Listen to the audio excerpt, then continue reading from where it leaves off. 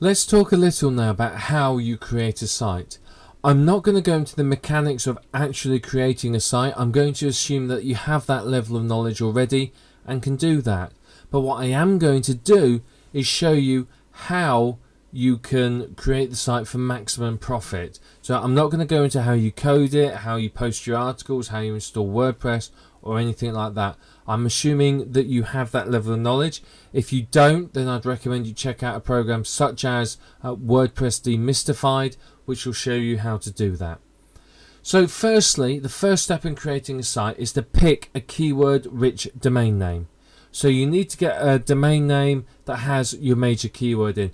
Now chances are your major keyword domain name is going to be gone in the .com form. You may be fortunate and find it in the .info. You may want to look at .net as well. I mean, that does okay, but don't look for anything other than those unless you're targeting a specific country, in which case go for the country one. But typically you're going to have to go for your main keyword. Your main keyword should be at the beginning of the domain, and then you want something on the end like tips, secrets, blueprint, plan, project, or whatever it might be. Something that basically enhances it, gives them a bit more information. But as long as you've got the main keyword there, that's what's going to count. Now ideally, when you register it, create a new domain registrar account. Why would you want to do that? Well, very simple. That way when you sell this domain and the whole site, all you need to do is say to the buyer, here's the ID and password for where the domain name's registered, do what you want with it. And there's no worries about trying to push it over, them creating an account on your domain registrar and transferring it and all that sort of thing. Because you can't transfer a name, I think, for the first 3 months after it's been bought. So doing this is a degree of professionalism. It makes it very, very easy for the new person to take over.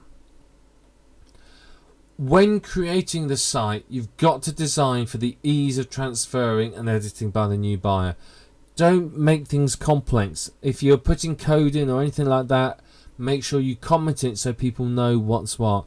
It's got to be easy. Remember, this person literally wants to edit one file and then that's it. So what you could do is use includes where possible. For affiliate links, AdSense IDs and so on, and this way it's going to minimize the places where the buyer has to edit the website and so reduce the time that they've got to spend getting it right. I mean, hey, you could even say to them, give me your IDs, I'll put them in the file, if you really want. But remember, the person's buying your website because they want to do no work. That's the premise behind them buying it. That's their whole purpose of being. So what you need to do is make it easy. So use these includes and that will make it easier.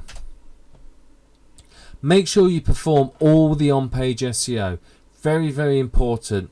Make sure you put the title tags in. Make sure your meta tags are there, your keywords, your description, your H1 tags. Make sure your keywords are on page. Make sure there's not too many off-site links and so on. All of the on-page SEO is very important. And then of course create keywords based on pages based on your keywords.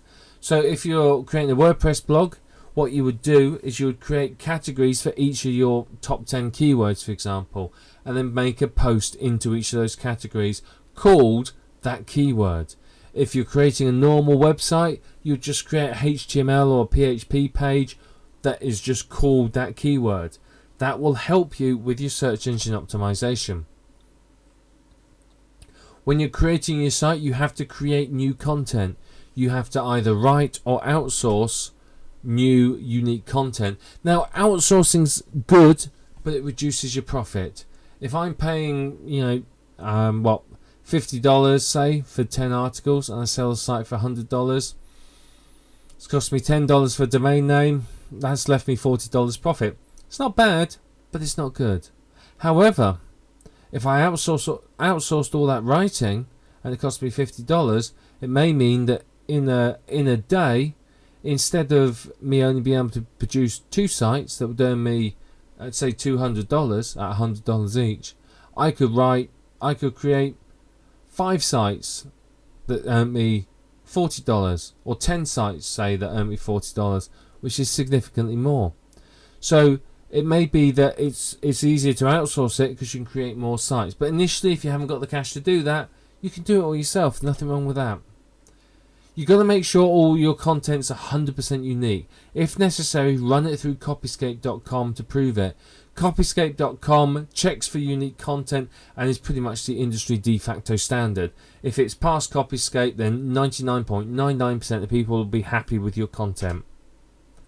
You can use PLR and other content, but don't do it exclusively. I mean, yeah, you can do it exclusively, but it's going to lower the value of your website. Having unique content in there as the majority will increase the value. So as I said, I mean, I would tend to do 10 to 20 unique articles, 5 to 15 PLR and other content. And that way, there's lots of content on the site. I tend to post twice a day initially for the first couple of weeks. Maybe after that down to once a day. And the lovely thing with WordPress is that if you do use WordPress, you can throw all your articles in one day, and then it will schedule the delivery over the next few weeks. You've got to make sure that the design is clean and easy to read. Don't make it complex in any way, shape or form. Now the site's got to be attractive and eye-catching. This means the graphics, the colours, the font, the language, the spelling, the grammar, the layout. Don't be frightened to use white space. A lot of people, when they create a site, go, gotta cram all the information in. Think about it. If you go to your posh clothes shop, how much space is there between the rails? You could drive a bus between the rails. You go to your cheap and cheerful clothes shop, you can't even fit between the rails. They're packed in. White space, bizarrely enough, human beings associate with quality. Have some nice white space around and people will think, oh, that's nice, that's good quality. Get professional graphics done if necessary, or use professionally created templates that aren't widely available. Sure, some graphics are going to cost you money, but if you go to the Warriors Forum, thewarriorforum.com, and look in the Warrior Special Offers Forum, you can find somebody there that will do your entire mini site for under $50.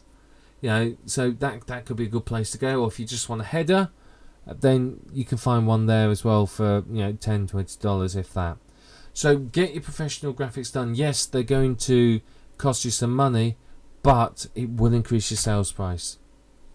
If necessary and where necessary, use graphics and video. Don't go flinging them in there just for the hell of it. If it's got a purpose, put it in there. Make sure all the content is keyword rich, but not too keyword rich. Go for keyword density of around 3%, 1 to 3% maximum. Don't go over that. If you go over that, it starts then to a bit of a grey, fuzzy area where you may end up being thought of as a spammer by the search engines.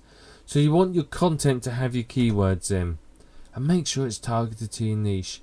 I get articles sent to me that people say, would you post this on your website please?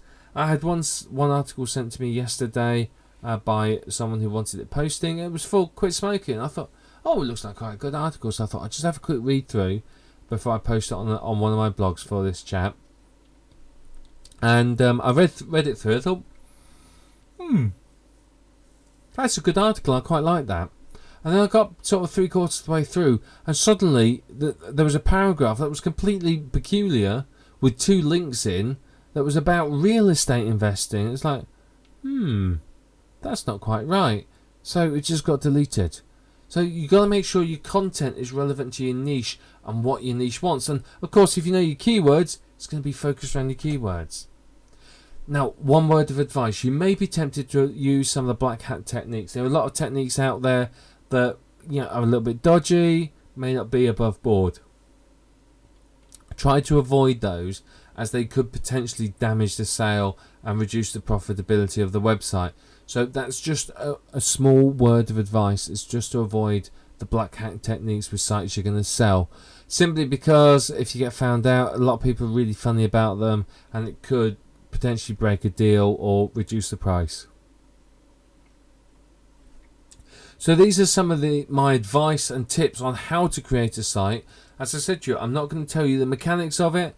I'm assuming that you have that level of information. To do that will take far more time than we have here together.